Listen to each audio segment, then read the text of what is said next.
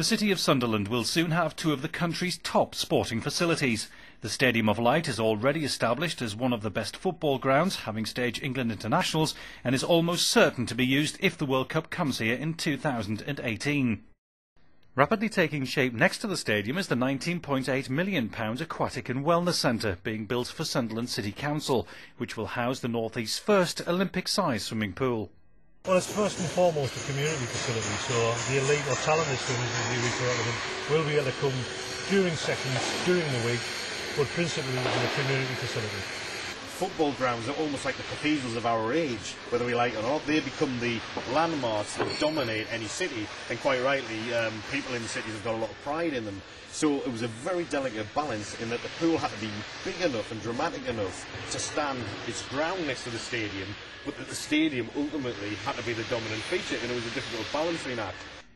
Councillor Spedding was given a personal tour of one of the council's most prestigious ever projects. On our left is the diving and multi-purpose pool tank, and on the right is the main competition pool tank. But there's a lot more going on than just diving and competition. Yeah. What we've got here is a pool tank that's 51.5 metres long. And you might say, well, that's a bit odd, but it's because it's got a traversable boom, which means we can effectively lengthen and shorten the pool as appropriate, which means from one pool tank you can create two pool tanks. So for an example, we can have a traversable boom in the middle with a 25-metre pool tank at that end with a movable floor that goes up and down, so we can have what you'd consider a traditional pool with a shallow end sloping down to the deep end. Whereas in this pool on this side, we can have 25 metres swimming at 2 metres depth for, say, a school or a club training. The other benefit is, you'll see the markings on the side walls. The actual width of the pool is also 25 metres, so it can be divided even further for swimming clubs or school classes for people to train at various abilities across the width.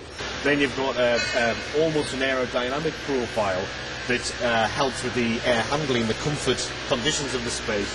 We've got air being fed up the fabric that drives right into this warm, conditioned air that drops over the centre of the pool and then is drawn off at the same place as the water, which takes away all the chemicals at the same time in the chloramines. And another final factor that helps determine the profile is this getting natural light in.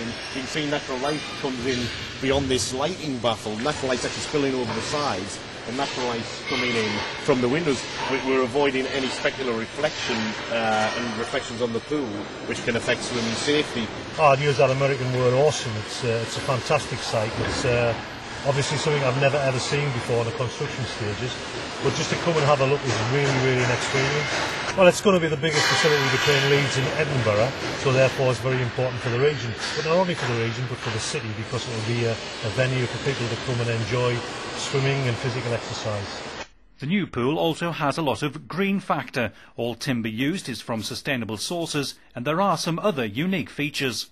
Probably the thing that I think most people find intriguing is literally every drop of rain that falls on this roof is collected, and we do what's called rainwater harvesting. All the water is collected on a large gutter on the roof that we can't see, but it comes down these plastic pipes, and you can see in the finished architecture they'll be form ribs basically on the outside, which relates to the structure internally.